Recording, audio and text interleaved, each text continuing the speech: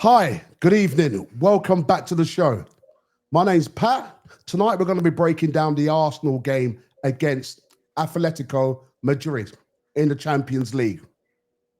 Plus, we're going to be diving a little bit into the Crystal Palace game on Sunday. Look, let's dive in. Before we do dive in, I want to find out from the people who's watching this. Please let us know what your thinking was about the game. Did you expect this performance from Arsenal against Atletico Madrid? Please let us know in the comments. Right, so we're going to talk about the reaction and the big performance. Let's begin by talking about the Arsenal performance tonight.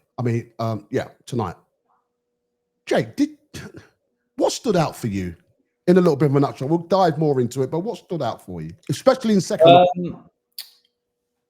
I think it was the scoreline mainly. I was not expecting that, and it didn't seem like a 4-0 game. I would say I think it was quite close in the first half. Clearly, we were in control and kept their attacks to a minimum, which is we're getting used to that now. But yeah, I wouldn't say I was necessarily surprised about anything. Maybe in Atletico, I would say I was surprised more than us.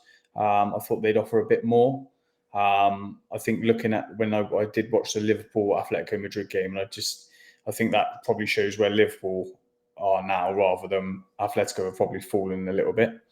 But yeah, very impressed with our performance. I thought we performed great. I was happy with the starting lineup. Obviously, like I've said before, Martinelli's built for these Champions League nights. I think that's his third goal on the bounce in every game that we've played so far in the Champions League. And yeah, a few standout performances. Obviously, Lewis Skelly, he hasn't had many games due to Calafiori's form. Thought he came in, and that run for that second goal was absolutely brilliant. And obviously, the main man up top getting his just rewards for the amount of work he's been putting in recently for us. So, okay. Well, I mean, again, we'll dive more. We're going to dive more into the individual players, and literally, you just touch a bit on it. What impressed you tactically about the way they broke Athletic down? I think what we've seen over the last couple of performances, even the way we are set up so well defensively that it allows us to obviously play our game and just dominate the ball. So it must be tiring for the other team just to be chasing the ball, following us round in our half, and then as we slowly bring them up the pitch and then start to create opportunities, we must be horrible to play against, to be honest. But yeah, I think what impressed me the most is just the way we are dealing with these sort of teams now. When before, don't forget they've just come off of a back of beating Real Madrid. Exactly, yeah. So it's like we would never have predicted these results 2-3 years ago, and it seems to be every time we go to the Emirates now, I'm not concerned about any sort of team coming to us at the minute, I would say. But yeah, Atletico aren't in their best moment, but that's still they are a great outfit. So I was very impressed. They are. I mean, you say they're not at their best at the moment, but they're doing pretty good in their league so far. And I just mean of say like previous Simeone teams would probably say they're not the best they've been while he's been there, shall I say? Don't get me wrong. As I said, they are still a brilliant team, and that was one of the standout matches when I saw. What did you think of their team, by the way? What did you think about the way they set up, the way they how they tried to? Not in the beginning. I don't think in the first half they were trying to press. They were pressing us. We were pressing them. They were really sometimes sitting back looking for that counter attack. Yeah. To be fair, they probably watched us play and how they know we're going to have a lot of the ball anyway. But I was surprised that they had. I thought Griezmann. I know Griezmann is getting on a little bit now, but he's still a quality player. I thought they would have started with Griezmann rather than that Soloff up top, because players like that are just going to get eaten up by Saliba and Gabriel, and I think Griezmann would have dropped deep and maybe caused them a few more problems. I think he's 34 now, but still he's top quality player. But we're so comfortable in the midfield and defence now. It's just I think they only had one shot on target, and that was right at the end after the 4-4 winning. I mean, again, we'll get into that again. But What did you think of his? I can't remember his son's full name. Simeone. On the Oh wing. yeah, Giovanni, is it, or something like that? Giovanni. Something like Mhm. that. Yeah, to be fair, he looked like one of their better players, and he was definitely the one that was trying to cause some issues for us. But yeah, I've heard about his son before, but I didn't think he was that sort of level. But he did show that he is a very, very good player. To be honest with you. Mm.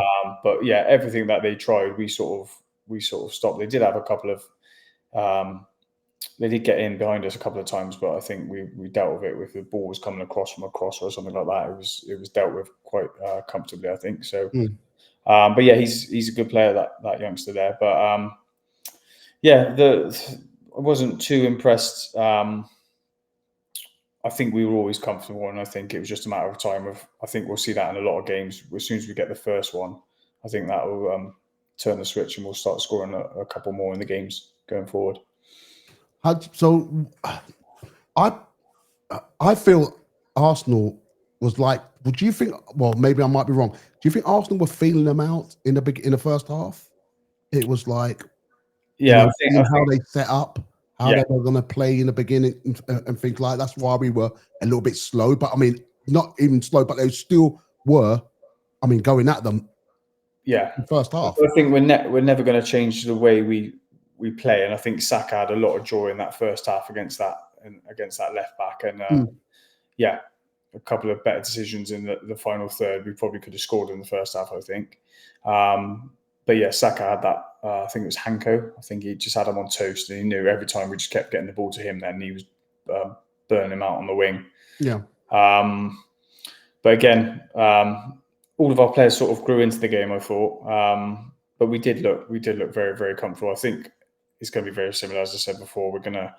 We take the first half an hour of dominating the game, feeling what the other side's going to do, and then we start to pick them apart slowly. But yeah, very, very impressive performance. I think that was the heaviest defeat Simeone's ever had as an Atletico manager. So that just shows the way he drills his team defensively and offensively is a very good result, and hopefully that gives us obviously a bit more confidence, but shows other people that we're not just a one-off wonder in the Champions League getting so far last year. We can hopefully go on and do it again. What about I just want to talk a little bit about Eze and a little bit about the players. I mean, like Eze hit the bar, Rice had a shot blocked, Yeah, and Saka looked dangerous. Do you feel that they are they're now starting to gel and getting to know each other in the in the league, Premier League, and the Champions League?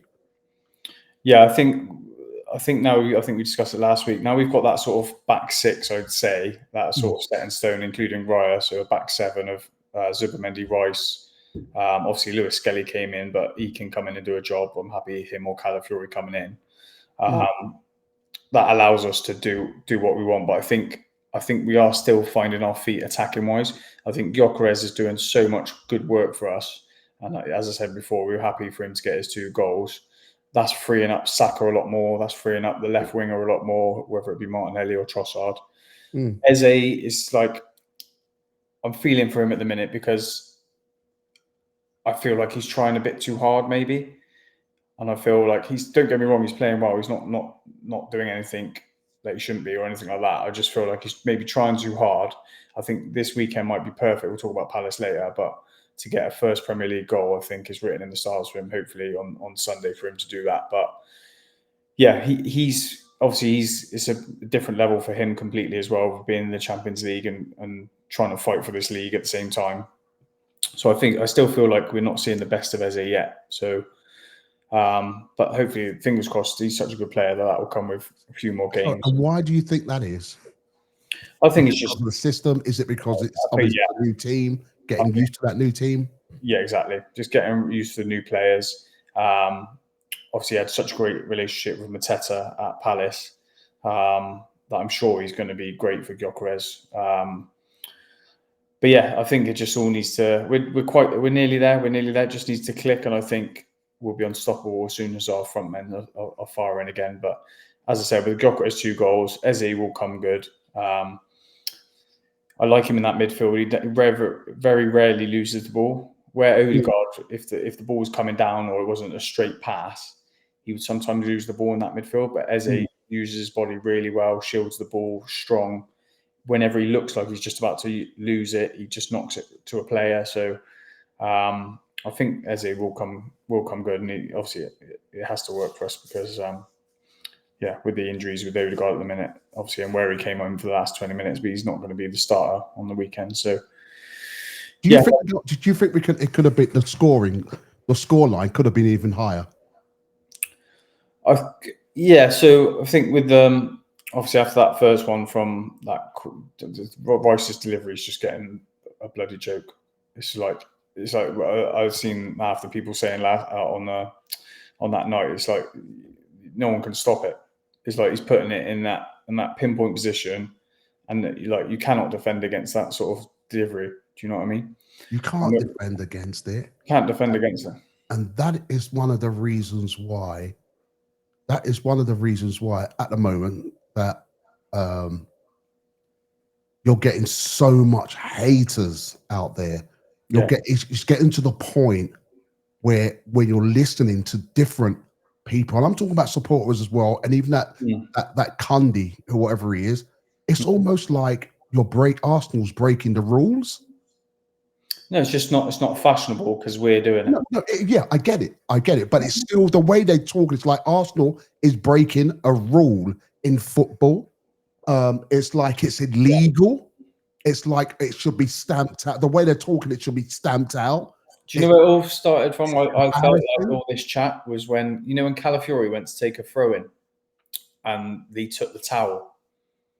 Yeah, but everyone started banging on about long throws, and obviously we sing set piece or long throws has been going from day dot.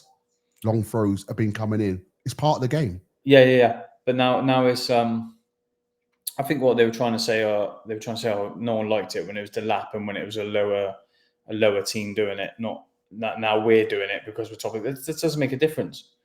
We can use whatever tools we have in our arsenal. Do you know what I mean? No pun intended there. Like we should. What if we're good at it? Why would we not use it? We're a big, powerful team. Why would we not use every set piece? But I'll even go a bit more further than that. It's because they don't know how to defend against the players. Yeah, they can't even. I guarantee you, they're spending hours in training. Yeah, trying to stop it, trying to figure out how to stop it, but it can't be done. No, it can't be done. Now, it's not I don't think players are making a big issue out of it. It's like the fans and the pundits. Yeah. But what the people need to understand is that it's not Arsenal's fault that you can't defend against it. It's a part of the rules. We're emphasising that it's a massive part of the game that most teams are probably taking lightly. Do you know what I mean? Whereas before, like, I didn't play at any high level or anything like that, but when you were a kid, you didn't spend loads of time practicing corners and doing specific drills. We just look like we're very, very well drilled. We always have a plan on every corner or every set piece. We know exactly there's 3 or 4 players known who they have to block for X, Y, Z, Gabriel, whoever it is, to come in and make the header. Or I think it summed up the Gyökeres goal and the Rice goal sums up the first goal, and Gyökeres' second goal summed up perfectly. But what we're best at, Rice's delivery again. Gabriel's come in for the back post to knock it to Gyökeres for the 4th goal, and then just great delivery. You can't do nothing about that first goal, like we said earlier. It's just, but yeah, it's because it's Arsenal. It's because now I hear all these people, you've scored these many goals from set pieces. I don't care. I couldn't give 2 fucking shits. I hope we score every corner, a goal from every corner we do from now on. Because we've put in the work. The players have put in the work for us to reap the benefits of it. So it is what it is. But yeah, because it's pure jealousy. It is pure. When it all boils down to, it's just pure jealousy. We can do it, but they can't. But again, look, just a quick one. How many goals did Liverpool score by set piece last night? 2 corners. 2 corners came from a set. 2 goals came from a corner. Oh, yeah. Van Dijk scored, didn't he, as well? Van Dijk scored, and whoever else scored. But yeah, it's only when it's Arsenal it's a problem. But it's It's a problem. because teams can't get near us at the minute. Do you know what I mean? Exactly. They don't know how to defend it. Yeah, They really don't. And the thing about it, you probably watch their best chance watch against. how Liverpool set up for their corners. Hmm. It was almost identical how Arsenal did. So they are watching Arsenal. But we've been doing this for 3 years. Do you know what I mean? And they still can't work us out. And I think it's credit to Arteta and that set piece coach that he's constantly changing what he's doing. Do you know Constantly. what I mean? And the Constantly thing new what, ideas because the thing what really, all they've got to do is watch the tape and they can see what we're trying to do. yeah. We're constantly changing it. It's like Timber went through that stage where he was flicking it on from the near post. Then they're always mixing it up. Obviously, Gabriel was the main man, but if you notice that, like Gabriel, we weren't playing it to Gabriel for a couple of weeks, and now we've started playing it back to him, and you know he scored a couple of goals. So Yeah. I think it's credit to them that we're always constantly changing it. And yeah, by all means, I'll happily take all these goals from set pieces. So yeah, we're doing definitely, obviously, doing very well in that department. I'm just about to, I forgot my chain of thought. What I was going to say about that as well. But yeah, I mean it's yeah. I was going to say as well. And what makes them irritated as well. Arsenal can play different ways. Exactly. Arsenal, but remember about 2-3 seasons ago, people said, "Oh yes, all well and good playing all that sexy football and everything else, and winning this and winning 3-4-5 whatever nil." But you can't do it. You can't do the scrappy stuff. But now they're doing the scrappy stuff. Do you understand what I'm saying? Yeah. But I think it's one of them. It's like it all depends on obviously the team we're playing, but we do know how to beat a low block now. If teams like Atletico want to come out and play against us, that's when we will get these high scoring games. Yeah. But set pieces will always be there because of the way we play, the way we get it down to the wing and try and get the ball into the box. So we're always going to have opportunities from corners, and obviously with our quick technical players, Saka getting kicked every minute, Martinelli and Trossard getting kicked all the time. We're always going to get opportunities in these areas. So yeah, eventually teams are going to stop fouling us, and we'll hopefully come straight through and score some. Well, yeah. I mean, again, you talked about the Rice. Is there a better better person who could take a corner than him? Can take a free kick than him? No. When he takes it's right pinpoint right on the money. I hate David Beckham, but it is getting to that stage of that's the level of his delivery and the consistency that he's doing it. You've got to say he is a dead ball specialist. Obviously, the Real Madrid goals, you can say, "Oh, yeah, it's a fluke, whatever, blah blah blah." No, we can count numerous times where he's put a ball in and we've scored from a corner. Obviously, those free kicks were fantastic. Even this season on its own, how many different types of corners or free kicks. He did that corner last year against Liverpool when Marino scored very similar delivery to the one against Atletico. So again, he's just unbelievable. And some of the defensive work he does, he's not just a set piece guy. He can do it all in that midfield. Yeah. And defending. Yeah. And all this bollocks about Casado and all this bollocks, it's not even. Rice is a level above. He's a level above all these other midfielders at the minute. And yeah. What did you think about I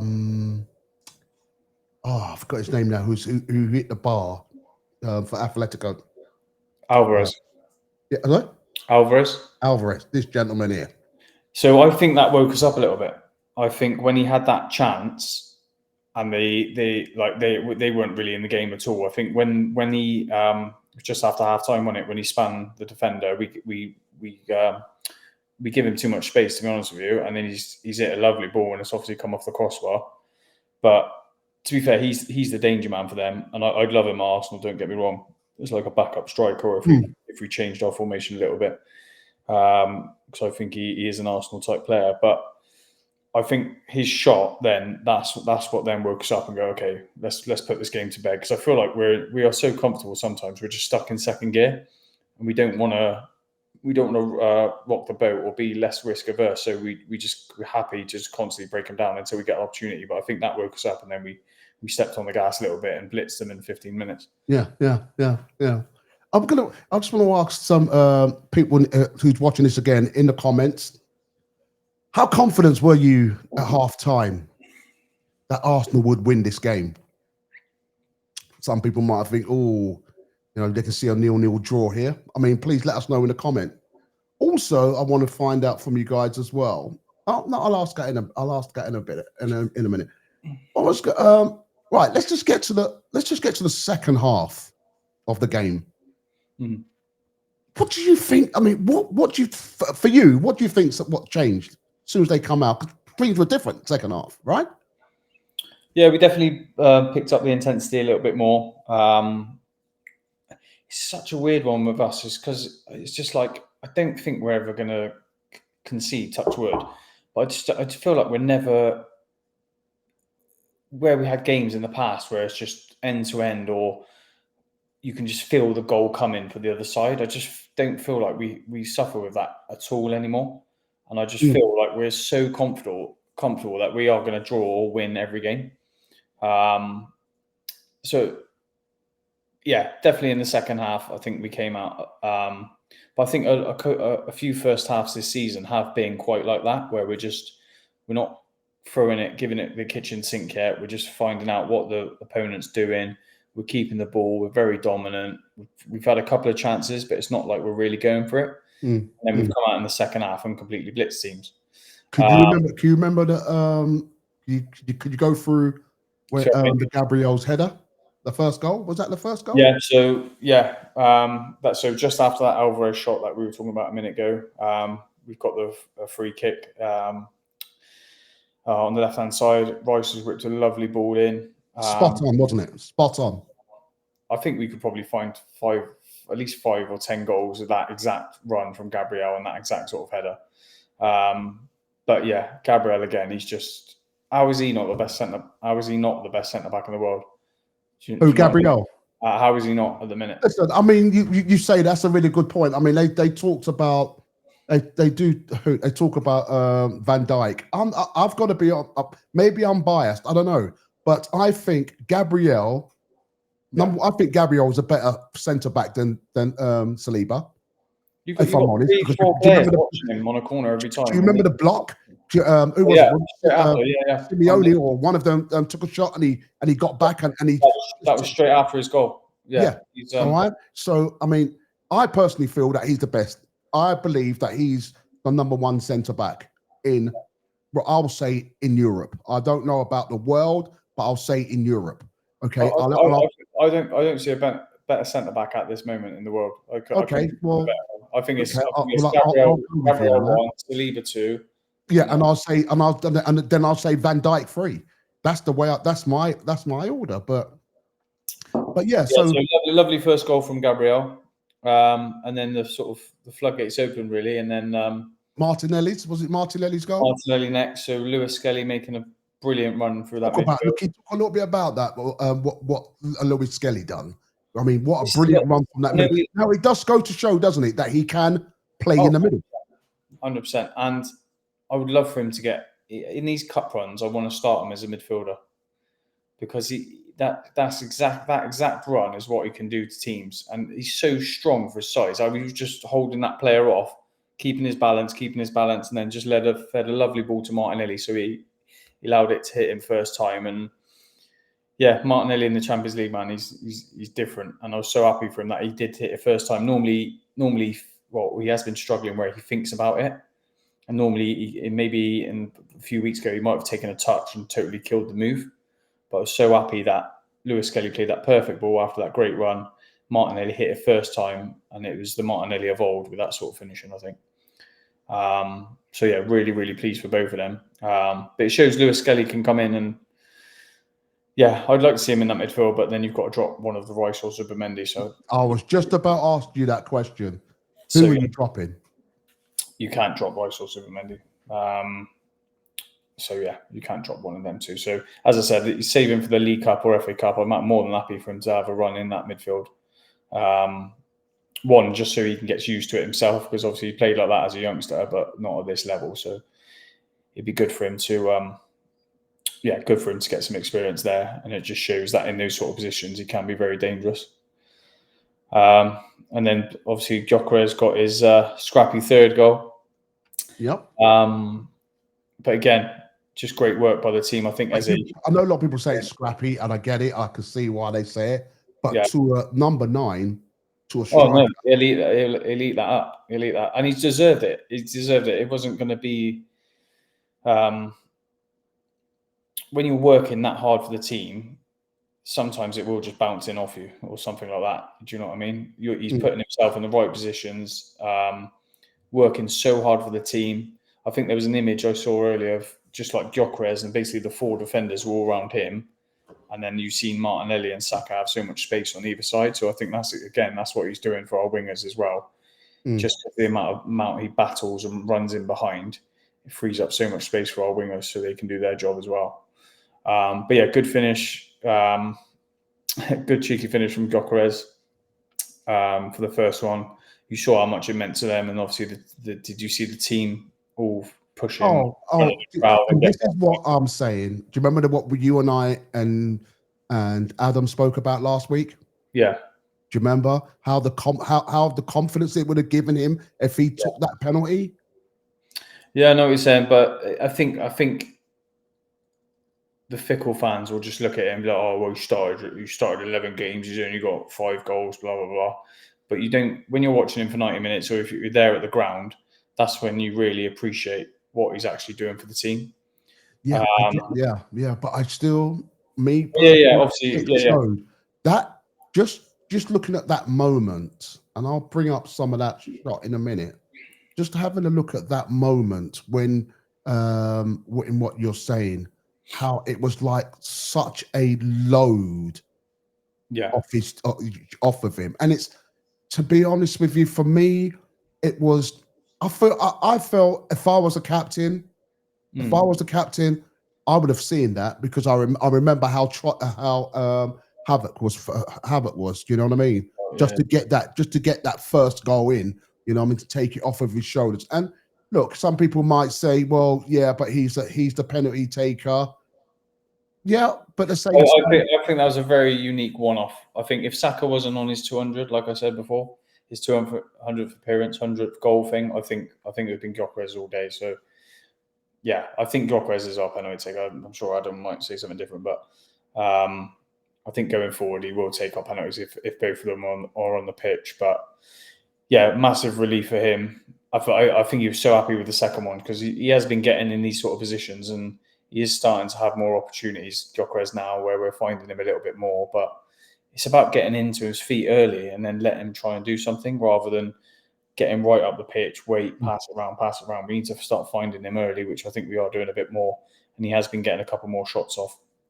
But again, it's just about being in the right position in the right times. The goalkeeper made a good save from him as well. Yeah. I do remember. Work he's doing as well, where he's winning a lot of his duels. I think that's what the fans are getting behind him. He's winning a lot of his duels in the air, or when it's getting launched up the pitch to him.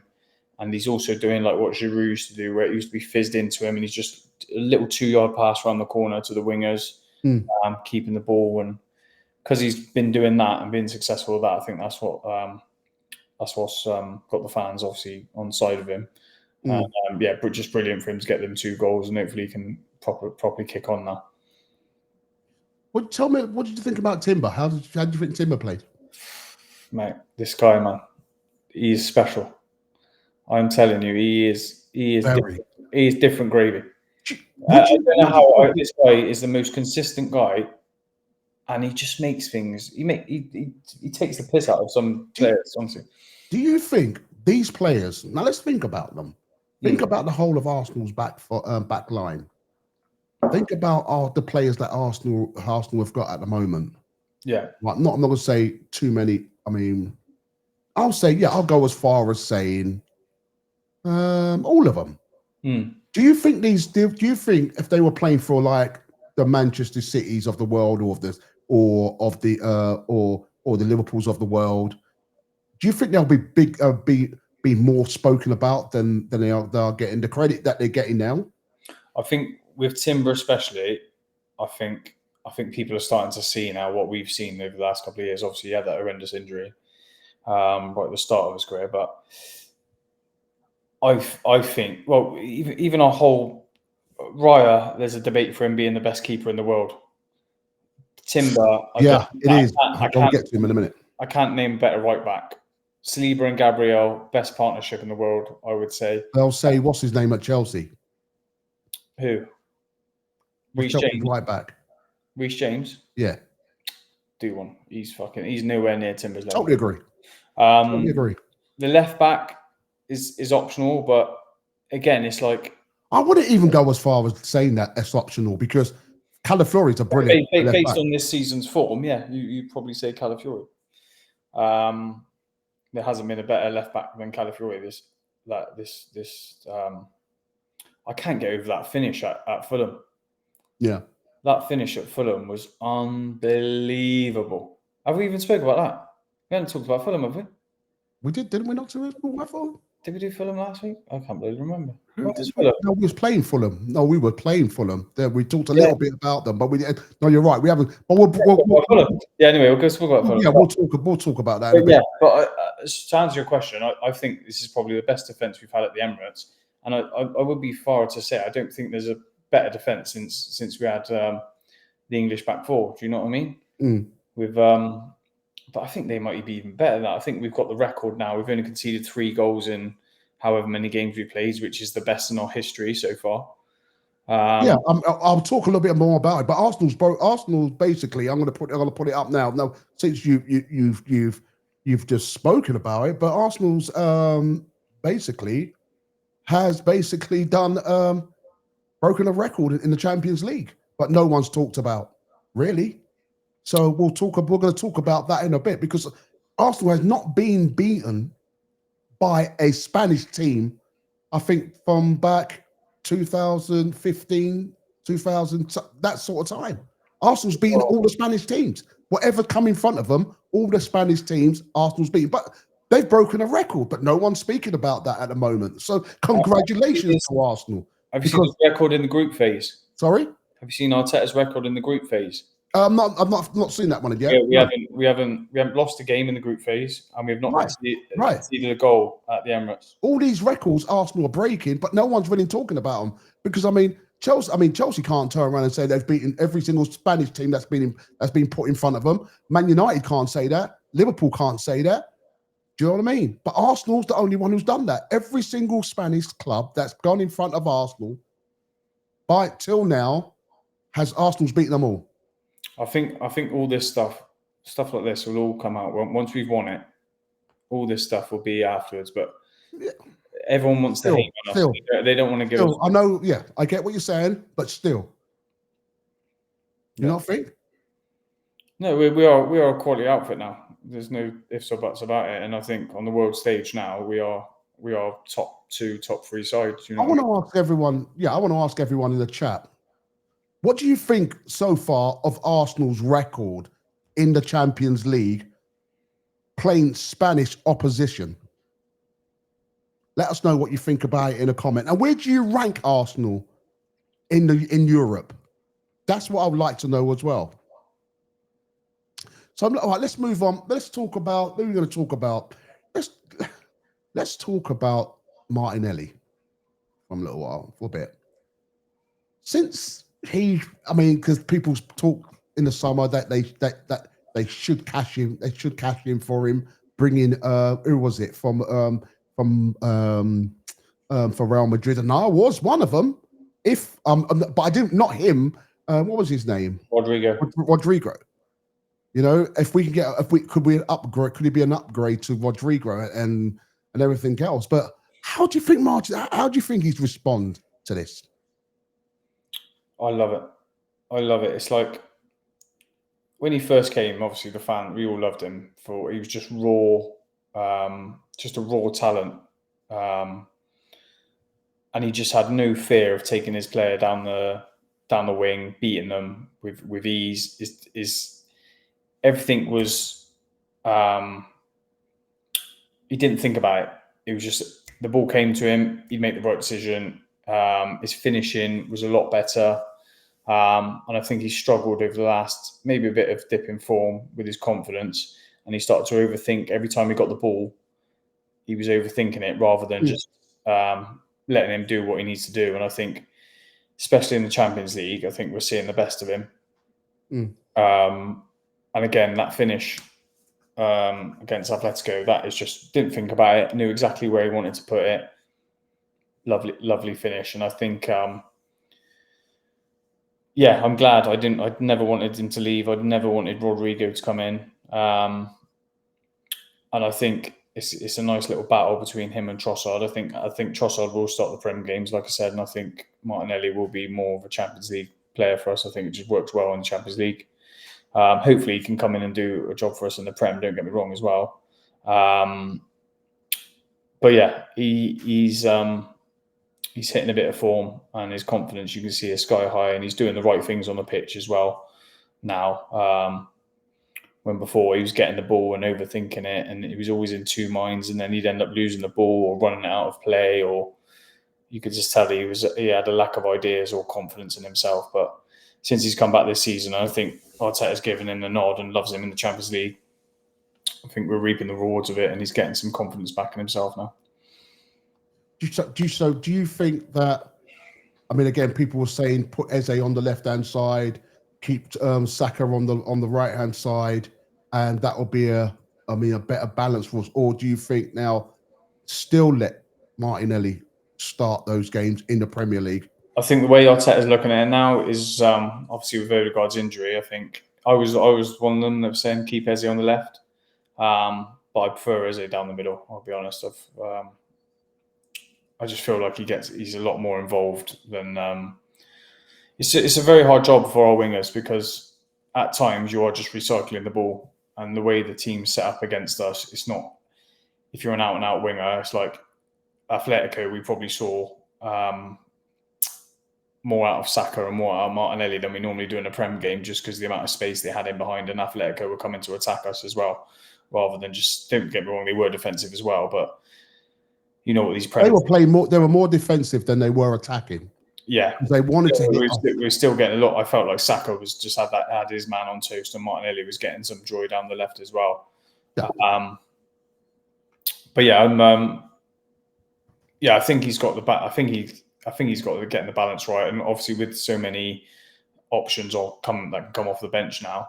I think he's working out how he wants to play in the Prem and the Champions League. But I'm really pleased for him, because he was at a low place, and it felt like he couldn't get him. He was a bit stuck in a rut a little bit and couldn't get himself out of this bad. But then there's Trossard. He's more starting in the Prem than in the Champions. Do you see what's going on? He's starting. Yeah. So that's what I thought. That's what I said before. I think Martinelli is built for the Champions League, because his main. I don't think he'll agree with that, though. You? What do you mean? I don't think he'll agree with what you just said there. He's built for the Champions League more than the Prem. I think it's been proven. I think the way if you look at his goals in Europe for us, obviously when he first started, he was playing in the Prem for us, not all the time. Don't get me wrong. Yeah.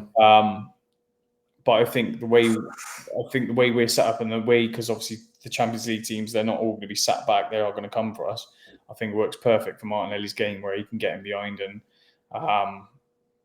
he's not got two players always loading up on him. But again, it's going to be interesting with Trossard, because I thought Trossard was going to be out the door. He's come back in and obviously got some important goals for us as well. That one at Fulham as well. It's going to be interesting. Obviously, one or both of them we thought could potentially be out the door this summer, but now they're becoming an important member of our squad again. How do you feel? What should Arsenal be? I'm going to ask everyone else in the chat as well. Please let us know. What do you think? What Jade just said. Not Jade. Jay just said. All right. What do you think? What he just said. Do you think Martinelli's more built for the Champions League more than the Premier League? Or do you disagree? Please let us know what you think. I definitely just think we're seeing the best out of him and his best moments especially over the last 2 years, have been in Champions League games. Obviously, Real Madrid, all 3 games this season. But yeah, it's good. It's just good to have options, mate. So It yeah, is. fingers crossed he can. I'd be happy if he started against Palace, just so because he's got a bit of confidence. You know what I mean? Do you think that Arteta should start playing more of the squad a bit more, rotate a bit more, give these? Well, we had this chat last time, didn't we? Yeah. It's difficult. It's really difficult because I wouldn't want to take anything out of our defence at the minute. I wouldn't want to replace Timber, especially in these games where it's all right to dabble one or the other. So say with the Champions League, I wasn't too mad with Lewis Skelly coming in as left back, but I wouldn't want 2 changes in our defence, if that makes sense. So I wouldn't want him to bring in Ben White and Lewis Skelly, or Lewis Skelly. Even though you know these players can handle it. Yeah, but I think so. This is what I'm saying. So I'm happy with potentially a 1 change, but I don't want to change too much when we've got such a settle back 4/5, whatever you want to call it. I wouldn't want to change 2 of them. So I wouldn't want Mascara and Lewis Skelly coming in. I'm happy to change just the one where it's okay, straight swap Lewis Skelly and Calafiori, or straight swap Mosquera and Saliba. I would want Timber, Mosquera, Gabriel, Calafiori, if that makes sense. I don't want to change it too much. We have got a better squad now where we can start to make changes like that, but I think the squad will come more in handy a bit later on down the line, maybe after Christmas, where we've put in the groundwork, and with this, especially with our defence, we've kept it all the same, because we are hardly conceding any chances, let alone goals. So if it's one of them, if it's not broke, don't fix it. Do you know what I mean? Mm-hmm. I just feel like we've got to keep our core players, or our spine especially, and then happy to change the wingers as and when. Obviously, when Madereki comes back, I think Saka will get more of a rest, or even play on the left a little bit. But yeah, I wouldn't be changing. That's interesting, because you're saying now when Madueke comes back, Saka might get some rest. Well, what about Gabriel? What about Saliba? Do they not need a rest? It's like we were saying last week. If Van Dijk's fit, he starts for that team. Do you know what I mean? I think Gabriel and Saliba are so vital to us winning this league. Like when Saliba got injured that last, even though you've seen Christian Mosquera, even though you've seen him, the way he marshalled when Saliba was out, it was like he was never. It was like he was never missing. Yeah, or he played. But if he's fit and he's not injured, then yeah, by all means, I wouldn't be worried if that was the case, shall I say? But I wouldn't be changing it when the player is fit. Okay, everyone in the chat, please let us know what you think. Do you think Arteta should rotate a bit more, or leave things as they are? Like they say, if it ain't broken, why fix it? So let us know what you think of that in the chat. I'll be more than happy to read it out for the next one. I want to jump. What would you do, Pat? What would I do? I honestly believe it. Say Atletico. What would you have done? What would I have done? I would have taken out. I would have taken out Saliba, put in Christian Mascara. I would have done that. Given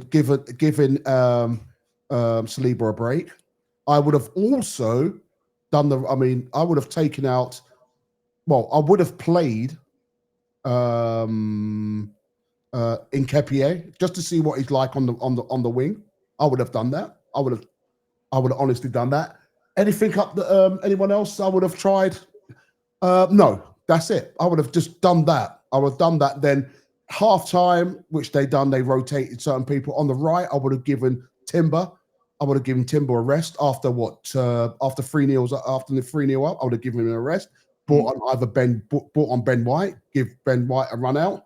Up front, who would I? I would have even given. I think White did come on, didn't he? Did he? I think White come on for Timber. Oh, did he? Okay, my Yeah, bad. yeah. My bad. I do apologise. It is difficult because it's so hard. Like It is hard. It is hard, and it's good, and it's a good headache to have. I think you get away with it more with your defense as well, so you can play like no one really takes their central defenders off mid game. They normally play the 90 minutes. So I think, as I said before, I think our spine: Raya, Saliba, Gabriel. I'd say Timber's part of that now. Rice, Zubimendi, Gyökeres, and Saka pretty much have to start, I would say. Yeah, okay. No, I get what you're saying. I do understand. Some people might disagree with me in the chat, but I'd love to hear if you do disagree with me. I just want to move on to this gentleman. And you know what I'm going to be talking about, don't you? What the heck was that? When you got a bit excited. What? Yeah. To be fair, the thing that shocked me is when I saw it on the telly, I was shouting at the telly, going, "Are the defenders seeing what I'm seeing? Like run back!" And they were run back. They were so fucking casual about it. They were so casual. No team scores a shot on target against us. He's going to miss. They were so casual. They saw Raya got beat. They literally saw him got beat, and he's on the front. And they still were trotting back. Yeah, he was so casual. Even Raya was running back. He wasn't even I would be shouting at my defenders, going, "Can someone get on the line or something like that?" And he was like, "Oh yeah, just little trot back." Oh, well, they must be thinking, what the heck are you doing out there? Yeah. What are you doing out there? And got found out. But do you know what I mean? Do you think sometimes? Do you think sometimes Raya switches off? I don't think he switched off. I think he was trying to pull a fast one on the player, and the player read him. Yeah, but that's still switching off because you've got to be reading the situation, right? Yeah, he probably wasn't. It was an odd thing to happen because it just no one saw what he was going to do except for everyone else in the ground, apart from the defenders and the goalkeeper, realised that he was going to take a quick throw in, and obviously all he had to do was put it on target, and he would have scored. But he made a couple of saves as well, considering we weren't that busy. But again, there are things about. Don't get me wrong. I still say he's the best goalkeeper in the Premier League. I'm saying and one of the best goalkeepers in Europe. But he still tends to make that. No, it's not as bad. I know what you mean, what you're saying, but it's not like a Ramsdale had a few of those moments, if that makes sense. He did the other stuff. Don't get me wrong. He was quality keeper, but he had a few more moments than Raya's had, where it's just like, what the fuck are you doing there? Or why would you even think to play that there? Or stop holding on for it for too long? Or give the ball straight away. Like he invites the pressure. But yeah, I can't say nothing about Raya because it's what he's done for us. No. I mean, you can't. That was it's not about criticize. It's not about massively criticizing him, but there is some sort of there are some not doubts about him, but moments that you're thinking, what are you thinking? That's keepers, though. I think they just love going on a little mad one and a little rush of blood to the head. I think he had, and I think if that went in and we lost the game 1-0, then it would have been more of a talking point. Let's just quickly talk. All right, okay, fine. Let's just quickly talk about this guy. Come on, because I mean, he I mean, what do you say? What can you say about him? His work rate. He tries. He plays for the team as well. He gets open space. Defenders can't defend against him. They bounce off of him. He pushes them apart. He pushes them away like they're not there. I just feel that it's just timing for him. Yeah, I think. Yeah, so since the start of the season, I feel like everyone's got behind him. You can see how much the players are behind him, how much Arteta's behind him, and it's well deserved. I know they weren't two great goals to talk about, to be perfectly honest with you, but I don't really care about that. I think what he's done for the team, he's going to hopefully he gets 10, 15 goals like that. Just from that is all based around the work he's putting in for this team. Those sort of goals. So yeah, really, really pleased for him. I think we are hopefully on the cusp of something great with him, where it is going to all of a sudden click and he's going to be banging in not a goal every game, but near enough. Because he is getting himself more and more in these right positions. What else he's doing for the team as far as bringing our wingers into play, holding up the ball. He's getting battered after the game. Like that Newcastle game, he was getting fucked up. But yeah, just like that picture there. That is just perfect striker's placement. Do you know what I mean? Right place, right time, and I think absolutely. He's going to put himself in more of those positions where he is going to get. Hopefully, I don't care if he gets 15 tap-ins. Happy days. Let's have it. I think what Arsenal fans are waiting for is just that similar to that Leeds goal we had, where he dribbled into the space, and that's more of his bread and butter. But it's not going to be as easy in this league or in the Champions League, especially with the way teams play against us. So he is finding another way of scoring goals, and hopefully he can get on a bit of a roll now. And I think that our players are finding him more, knowing when to pass to him, knowing when not to pass to him. We still need to find him a bit more when he's making his good runs that he does. But again, that will come with time, I think. You know, I mean, again, this alone, the relief. Yeah. I'm gonna be honest, it's not just the relief on Victor's face, but look at the others. Look at Martinelli. Yeah. Do you know what I mean? It's because they know that he's working his socks off. And look at that face. That just took a lot of pressure. And I'll tell you what, and I'm going to say it again, I'm blue in the face, and everyone in the chat, please agree with me or disagree with me. Saka should have let him take that penalty. That is what I believe. And I'm going to say that until I'm dying, until my last breath. Saka should have let him take that penalty. And that is a fact. And that's what it means to him, to get people out of, because goalie, I mean, especially strikers, they go through a goal drought and they all look forward. Whoever they are, they'll always look forward just for that one goal. Just that one goal can change everything, And for that, and for my captain who knows that, but still decided, no, I'm still going to take that penalty. Don't know, mate. I mean, all I'd say, Pat, in that is I would probably be selfish in that way. If I was Saka then, and I knew I was going to make 100 goal involvements on my 200th appearance, I probably would have done the same thing. I would have probably gone, I'm going to be selfish in this moment for what I've done to the club, for this club. I feel like I deserve it. And Saka was our designated penalty taker before Gyökeres came in. So I understand what you're saying, 100%. As that sort of striker, and everything's based on games and goals now and how much you bring to the team. But I think that was a one-off, and I think in the future, I think Gyökeres will be our penalty taker. But yeah, just so pleased for him because but it's just about everyone else is for me. Yeah, for me, it's not so much about him, Victor. Look at the others, how they felt for him. That's team. That's a love. That shows me how much he's working in training and how much. Obviously, we can see it because we watch all the games, but how much he is working for this team, and it's well deserved. I don't care if they were tap-ins or not the best goals. He's deserved it for the amount of effort that he's put in for this team. Do you know? Do you remember? Do you remember when he first done it? Yeah, he scored against Sporting, didn't he? That's right. And then all the newspapers, the punters, the pundits, and everyone else was having a go at him and blah, blah, blah, blah. And now look at them both. Yeah. That is a picture. It's good to see, isn't it? But yeah, as I said, I'm so pleased with him because he's been getting pelters internationally as well. Like Sweden have been doing absolutely nothing.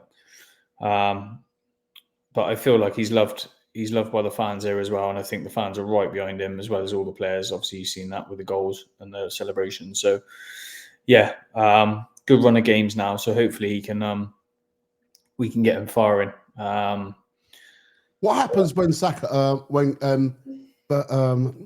his name come back? Havertz? Yeah, I think it's gonna be interesting. I think it's gonna be really interesting because when Havertz did come back before he got injured this time, he did look very good. He looked like he got a bit quicker, and he's put on a lot of size as well. So yeah, and it's just another. It'd be interesting to see if Havertz and Gyökeres can play together. Whether Havertz plays in that little number 10 role and Eze moves out to the left for a little bit, because I think Havertz could get Gyökeres far in as well, just from his clever passing and him bringing the ball down and let Gyökeres do the running in behind. So it'd be really interesting to see when he comes back how they set it up, and I would be interested to see if they could play together. I think Havertz has got the quality for that, and let him be. You're saying play together. How would you play? How would you set up? I would play Havertz in midfield as like a number 10, whereas he's playing at certain times, because obviously Havertz isn't going to go play wide or anything like that. So I think the only way we could get him in, I don't think we're going to play 2 up front. I think we play Havertz just in behind Gyökeres. I think that could work well, but we need to see. I want Eze and Gyökeres to get a good relationship, and because there's certain things they do make some good passes to each other, but they just need that more game time together, and I think a good connection will be made between them. Right choice on this one. Man of the match, I probably would have said Gabriel, to be honest. But yeah, I'm happy that he got the man of the match. I think obviously just based on the goals, but he did, as I said again, he does work extremely hard for this team. So yeah. Overall, you can't really deny him it. But Gabriel or Saka, I would have said as well. Saka was on fire, and I think Saka's hopefully finding some form now as well, after being in and out of injuries, had a run of games, and now he's looking a lot better. Sorry, I just love this. I mean, again, I don't want to keep saying "I told you so" and how he feels, but just look at that. Well, you could tell, even like normally, well, not normally, but some strikers, even if it's like a tap in, they won't really go mad and celebrate. But you could tell that he doesn't care. He just wants goals, and that's what he just wants goals. An out goal scorer, because he knows what he can do. Yeah, I think we need to find him a little bit more, and I think he will do a lot of damage. But doesn't that come down to preparation, training? What you do in the training ground. Well, he was no disrespect. Well, disrespect to the Portuguese, because you know Arteta loves everyone spreading the goals around anyway. Yeah. So I think we've had a ridiculous amount of scorers. So I think we've got 10 different scorers. Yeah. So just shows how strong the team is. But yeah, he will do good for us, because his head's in the right place. He's not like, he doesn't get frustrated or upset that he's missed an opportunity. He just, okay, the next one I'm going to do it, the next one I'm going to do it, and just dusts himself off and carries on. But hopefully those 2 goals will just give him heaps of confidence, and then for the Palace game we can really kick on and make a statement, because Palace will be a very difficult game. I think now. Well, I hope so. I really do hope so. Look, and we're going to just almost, what we're going to do now, we're going to be finishing off by players rating. Are we talking about Fulham? Oh yeah, sorry. I'm good. No, we forgot. I don't mean. Well, look. Let's talk a bit about the Fulham. Go ahead. Talk about what did you think about the Fulham game? I remember saying to you boys, I think it would be harder than it looked, and I think for the first half, I think they had a couple of opportunities as well. Don't get me wrong, from memory, but they were very, very hard for us to break down. Again, our set pieces have helped us out tremendously. Again, I think Saka came out and said, "Oh, my first 4 or 5 corners weren't great, but it's about just keeping going." And obviously, he delivered that one for that little Gabriel flick on again. Gabriel involved for Trossard to make it was similar goal to that Gabriel and Gyökeres one. So yeah, again, Trossard was in the right place and finished it well, considering the way the ball came to him. But yeah, it was a difficult game. But it's like that we can grind games out now, right? And it's not like before. Maybe we would have been 1-0 up and we might concede in the last 10 minutes, but because our defense is so strong, it's like we're happy to just sit at 1-0. Don't necessarily need to chase the 2-0. We're comfortable at 1-0 and we're comfortable at seeing this game out. So it's not great for us fans. Don't get me wrong. I'd love a 2-0 just for keep it comfortable for us, because you never know what can happen, especially with VAR, and a dodgy decision could cause it to be a draw. But I think the boys are so confident at the back that it doesn't feel like we've really got into. We're nowhere near playing our best, if that makes sense. I feel like we're so comfortable in second gear. Like I said before, it's just like we haven't really needed to go that extra mile, which is good in one way. But I do want to see us being a bit more ruthless, shall we say? But I think that will come with time, with the forward players linking up a bit better and getting to know each other more. And yeah, we do look the best team at the minute, to be fair. Okay, let's move on. Let's move to the Palace game.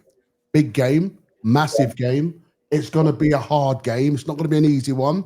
No. People say that Arsenal's got the easiest running.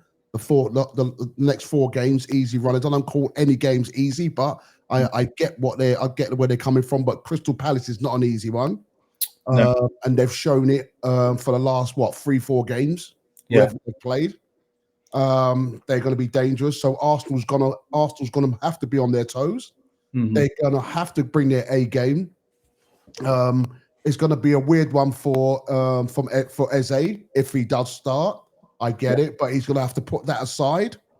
We're going to have to again. Victor Gyökeres is going to have to again do what he does best: bully those players up there. Our defense has got to be solid again, as usual, and I've got no doubt that would happen. I think Arteta's got to say to these guys, look, these 4 games, these 4 games, we win. I know he wants to take a game a step game by game, a step at a time. I get that, but in this moment, I'm hoping he's saying to his players, look, these are the games we're supposed to be moving ahead now. Yeah, these are the games. I think over the last games that we've had, like where we got stung in the past. So Fulham, we drew last year. Newcastle, obviously, we all know what that result was. So I think in these sort of games where last year we were a bit not lackadaisical, what's the word? We weren't at the races, to be fair. In those sort of games before, I think we've shown that we're going to be serious, and we are playing it game by game. So don't get me wrong, Palace, I think it's a big plus for us that Palace are obviously playing right now, Thursday evening. So I think they're half-time 0-0 at the minute in their Conference League. But I think that's a benefit to us because I think they've put out their strongest side. But again, it's dealing with the likes of Mateta, which is he can have a one-off set piece and he can cause you a problem. But we've got to be comfortable in our defence, and I think getting an early goal against Palace will shut them up rather than leaving it to the second half like we have done in the past. But yeah, Palace is a bit more worrying game, I'd say, because they always seem to raise their performance up against us. And okay, and what do you think? I think it's written in the stars for Eze to get his first Prem goal. So fingers crossed that. Well, fingers crossed. Hopefully he does. All right. So what's your prediction? It's hard to say. I'd probably say 2-0. Yeah, I'm going to go for 2. Everyone else in the chat, please put in your chat. Please let us know what your prediction is for the Palace game. Let us know what you're thinking about the Palace game. Is it a game that Arsenal must win, or is it too early to say if Arsenal's got a must-win games? I don't think so. These are the games that Arsenal's got to win now. Please let us know what you think in a comment. What I want to talk about quickly now is about the players' rating for the game against Atletico Madrid, and I want to start off with Raya because I gave Raya a 7. Was nearly caught out after he was left scrambling back towards his goal. Yeah. All right. So I gave him a but did well apart from that moment. Do you know what I mean? So I gave him a 7. What did you say? Oh yeah, I agree with that, mate. That one lack of concentration, or that will stop it being an 8 or a 9 because obviously the amount of clean sheets he's getting us, you can't really say much against him. But yeah, that one-off brain fart, should we say, could have caused us to look like we would have been 1-0 down at that stage, and it could have been a different game. Do you know what I mean? But yeah, 7's fair. Okay. Again, Timber. I mean, again, what I looked threatening down the flanks as he always does all season.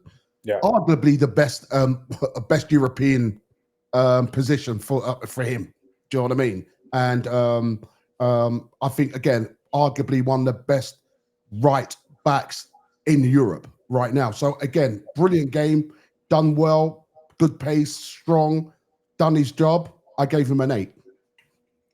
Yeah, you know how I feel about Timber. I would have given him a 9. He hardly puts a foot wrong, and he frees up Saka so much. Like Saka doesn't have to do hardly as much defending as he normally does because Timber's so on it. And I find whenever he's on one-on-one, he kills the defender straight away, just wins the ball straight back, and then gets us on our way again. So yeah, he's probably been our best player this season, I'd say, so far as the consistency is concerned. And best right back in the world at the minute, I'd say. Okay, best central defender in the world. I'm going for it, and I'm going for again Saliba. As always, calm, cool, collective, doesn't panic, strong, commanding at the back, attacking movements from back sometimes and stuff like that. So he's starting to find like a crossfield pass as well. I don't know if you've noticed it. No, I've not noticed. But every now and then he's hitting it to that left winger. Okay. Well, I gave him an 8. What are you saying? Yeah. I think him and Gabriel are both 8s. I'd say. I think maybe Gabriel was a 9, but Saliba, yeah, definitely an 8. He's again. Gabriel again looked a bit shaky against Fulham. If I'm honest with you, he looked a bit shaky, but was back to his usual best. Yeah. The other night, a brilliant goal for him again. Once again, set piece king. Well done. I gave him sorry. You got an assist for Gyökeres one as well. So right, I gave him a 9 for that night. Yeah, bang on. Yeah, that's what I gave him. Now, Louis Skelly had a great game for me personally. Yeah. On the left-hand side, brilliant. But when he was in that middle, it was like that was his position, and that run he did from his own half right up until the final third, and passed it on to Gabriel Martinelli. And I was thinking it must be so hard for him to come in when you haven't been playing regularly. Oh gosh! Just literally, it's like turn a switch on, and he's straight away. He's like, he didn't put a foot wrong either, really. And he's so clever in the way he plays. He's like a 35-year-old football player. The way sometimes he'll take a challenge from somebody, just know when to fall, and like stuff that you'd expect like more experienced pros to do. He's clever in that way, which I really like about him. But again, we'd love to see him in midfield. We obviously saw the benefits of that with that amazing run, and for the size of him, he's so strong, and he's so agile, and his balance is like perfect. So like hardly anyone can knock him off the ball or get the ball off him. So yeah, I got to be honest, I gave him a 9. Yeah. I think he deserved it just off that run, to be fair, mate. And for him to just come in when he hasn't been playing regularly. Yeah, Zubamendi covered every blade of grass. That guy, for me, again, when you talk about these, he's a world-class, every position, every one of these guys are world-class players. All right, you could talk about Mars Lewis Skelly because, I mean, he hasn't, you know what I mean? He hasn't done that as much as yet, but he's gonna get there. He will get there. But anyway, moving back to Zubamendi, I gave him an 8. What did you say? Yeah, bang on again, mate. He's just so consistent. I think we're just so lucky to have these players at the minute. That all of them are just giving 8 out of 9, 10 performances, and they're just staying so consistent. Zubamendi's one of them again. Obviously, we saw the benefits when he came on. When Odegaard got injured the other week, and he's just so for our balance and just taking the ball off the defender and getting us going. It's just been brilliant for us. So yeah. Declan Rice, right, missed an early chance. Could have had an opening score for us. Made amends. I mean, perfect free kick. Yeah. Perfect free kick. So, and even got didn't he not get another assist? Was it for the corner? Yeah, well, he put it in for Gabriel to flick And it Gabriel flicked it on. Gotcha. But still, that is delivery I again. mean, I was going to give him a 9, but I gave an 8. Am I wrong?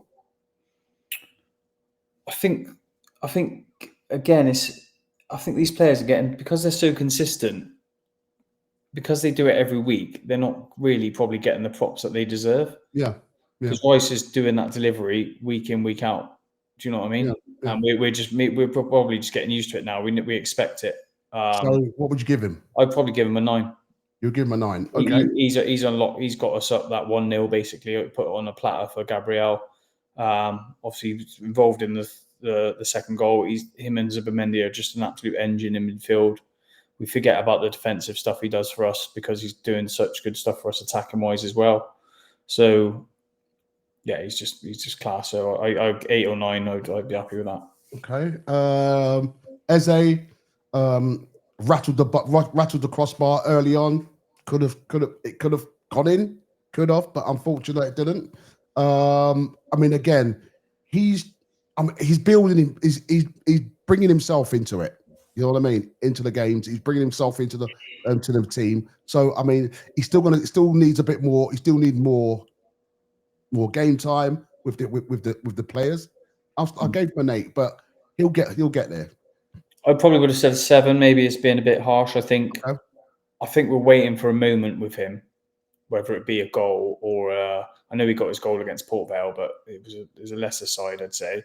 But I think the Newcastle performance was really when I really said, "Oh, we have got a player here. Like this is because he could have had a hat trick against Newcastle if Pope wasn't so good in goal." I still feel like we haven't quite seen the best of him, and maybe he's catching up to speed with the way we play and the way we are set up. But as I said, I feel like we're one moment away from unleashing like something brilliant for us. So I think if he gets a goal this weekend, for example, or again, like he's had the odd assist with Martinelli against Man City. So that sort of moment is what I mean, where he's basically changing the game for us and winning us these games. But yeah, I think he's due a goal, and I think that will bring his confidence up, because I feel like he's done all right, but there's a lot more to come from him, I'd say. Okay, so what do you want to give him? 7 is what I'd say. You give him a 7, right? Saka had his markers beaten all night long, and he was at the heartbeat of every attacking movement. Yeah. Another great performance. I wanted to give him a 9, but he never scored. Yeah. I'm giving him an 8. Maybe I might be harsh. What do you think? Yeah, I think an 8's probably fair. I think if he did score, it would have been a 9.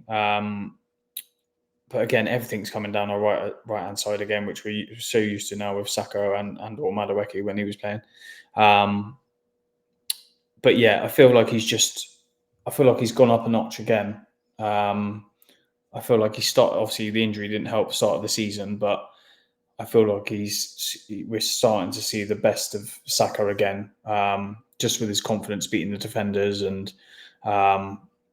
making the right decision more than not. Obviously, he got the assist for pre-assist for that Fulham goal the other day, and yeah, I feel like he's just getting stronger and stronger as the games are going on. So yeah, we're in a good place. I think overall I'd say an 8. Right, need to be quick on this one because time's going. I've got to be very quick on this one, to be honest. Okay, Gabriel, right, should have stayed on side for that goal. Yeah, because he should have looked. He's done that a few times. He needs to watch his line, but made up for it with a wonderful goal. Yeah, gave Arsenal the lead. He looked threatened all night. He looked like he was threatening him. That left hand side all night. I gave him an 8. What do you rate? Yeah, bang on with that. I would agree with that. I think that he just needs a bit more confidence, and then we'll start seeing the best of Martinelli again. But that goal was brilliant. Can't fault Okay. the goal. Okay, right. Last one. Well, we could talk a bit about the subs, but we'll do that very quick. Victor Gyökeres, honestly, works hard, passionate. He made some clever runs, and he was awkward with it was awkward towards him as well. Two goals, what he needed. Hopefully, this will kick on for him in the Palace game. I gave him a 9. What do you say? Yeah, can't really complain with the 2 goals. Got to have a 9 in his performance. I think it's his mindset that's going to take him to the top, because nothing really phases him. I know that when you're a striker, obviously, if you do have a little bit of a goal drought, but I don't think it necessarily dented his confidence in any way. He was still given 110%, still getting in positions where he could finish. It's just been unlucky, really. But yeah, I would agree with you. 9, 2 good goals, or not great goals, as in watching them, but Yeah, right place, right time, and yeah, hopefully it's just has a good knock-on effect for him. okay, brilliant. Right, everyone else, please give us your scoring for the players' rating. You rate them, let us know. Let's see what you guys agree with or disagree with. Right, now it's time to basically wrap it up. And I just want to say to everyone, please, can everyone please subscribe? Please put a like as well, and please share. But most important, please subscribe. It does help us, guys, with this. And we also want to hear from you about your thoughts about the Champions League game with Atletico Madrid. And we also want to hear from you as well about the Crystal Palace game. So once again, I really appreciate it, and I want to say thanks, Jay. Cheers, boss. And everyone else in the chat, thanks very much taking part. Please subscribe, help us out with this channel. And quick shout out to Max Dowman, who signed his scholarship terms. Go ahead, mate. Big shout out to Max. Go ahead to Max Dowman. So, but yeah, sorry, carry on, mate. And one more thing I just want to say again, guys. I know Arsenal haven't won the Champions League, but guys, please have a look at what Arsenal's doing. They are breaking records, and we will get there. We will get over that line. Maybe this is our season. Maybe it is. And I really believe that we have got a world-class squad. It's down to them now to get over that line. So I just want to say thanks once again to Jay. Thanks everyone for watching. Please subscribe, and see you guys on the other side.